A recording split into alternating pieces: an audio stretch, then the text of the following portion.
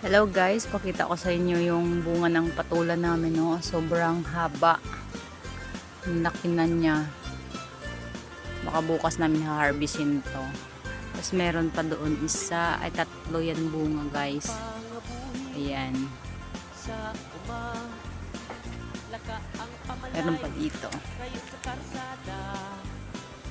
Ang suluking kagnitsa, ang sarakyan karusa,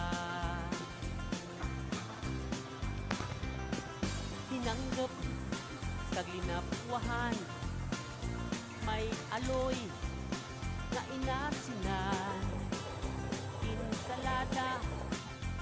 May soon naman tayong kalabasa na aantayin guys. Ayan. Tsaka yung kamatis.